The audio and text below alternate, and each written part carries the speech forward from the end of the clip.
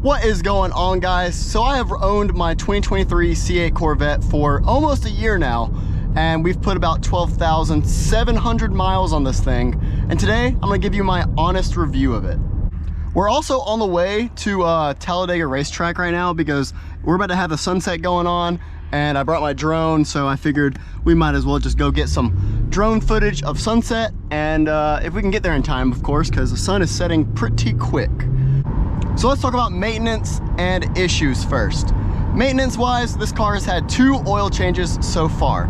On the first oil change, they also do a transmission filter, which is standard. Every single one gets a transmission filter with the first oil change, and Chevrolet does actually pay for that, which is very nice.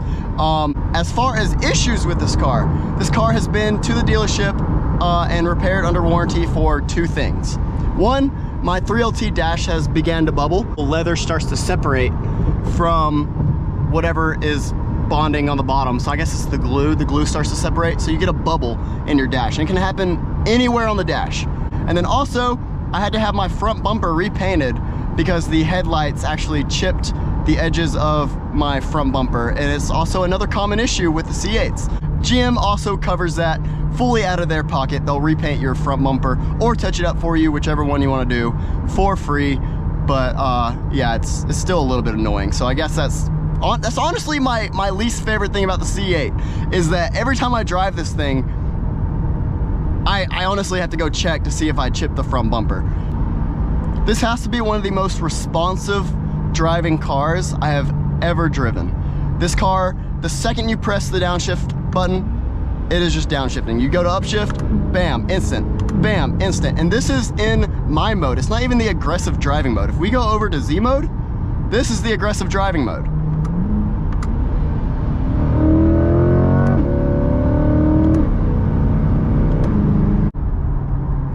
Pulling up to Talladega Raceway. Oh my gosh, did they take off? What did they do here? Why is a Talladega sign all, are they redoing? They must be redoing that.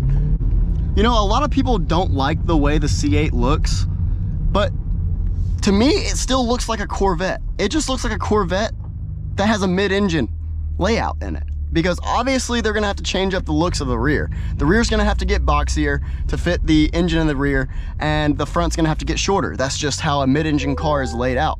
Everything else still screams Corvette to me, except for maybe the side scoop, but that's to feed air into the mid-engine. Again, that's a mid-engine design.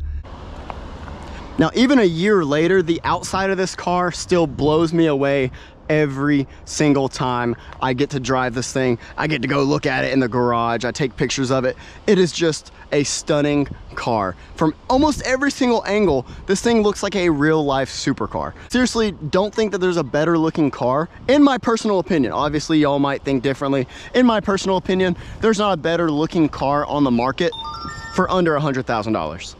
But then again, that's just me. That y'all might disagree, but that's just my own personal opinion. And I still think that a year later, in fact, I think a year later, I like this car more because obviously I've put the front splitter and then we have the high wing on the rear. So yeah, I think it looks even better to me now. Now, we'll say this, a C8 Corvette without a front splitter and without a high wing does not look near as good. I think the front end kind of sits up a little bit too high, it like scoops angles up too high. And then the rear is just too flat. It needs something there, either like a ducktail, the Z51 spoiler, or a rear wing. Also, this is my drone, guys. This is what I take a lot of my TikTok and whatnot videos with. It's pretty cool. So we're gonna get a little bit of this little background here. As you can see, look at that.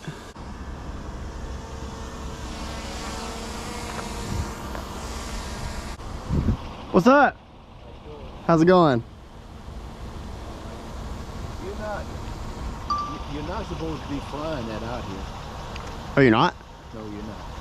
Yeah, I've done it before out there. I didn't know it was like bad. Yeah, so, okay. Well, I'm sorry. What kind is that? This is a Mini 3 Pro. They're pretty cool. You can literally like you can lock onto something, and then it'll just follow it the whole time. It's really cool. I do social media and stuff. So. How much more long are you gonna be doing this? I mean, I've kind of already got most of the shots before you were pulling up anyways, so It's not a You problem. do within the next 2 to 3 minutes or whatever. Yeah. I can get one more roll If you around. see a car coming out of that grandstand, you need to be real. Put it down. Okay. Yeah, because I'm telling you, the track president is up there in that grandstand. If he come by and He see don't that, play. He don't No. play. First of all, he called me or us. You know how that goes. You got Yeah. a pretty car right there. Oh, thank you. Thank you very much.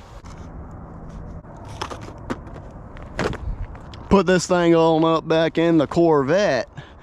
All right, guys, I'm pretty much finishing up with taking all the little videos that I was gonna take for Instagram and TikTok. But yeah, so essentially, I still love this car. This car is still awesome. It rides great. It feels comfy on the inside. I love the inside. There's really nothing I would change about this thing except for the fact that it needs a little bit more horsepower, in my opinion. In my honest opinion, this car would be absolutely perfect with another 100 horsepower. The Z06 and the E-Ray, I think, have the perfect amount of horsepower. Right around 600 horsepower, and a C8 would be absolutely perfect. The only reason is they lack a little bit of speed once you're already moving. From a launch, these cars are awesome. Oh my gosh, look at this view. This is gorgeous. You know what, we're gonna have to do this. We're gonna...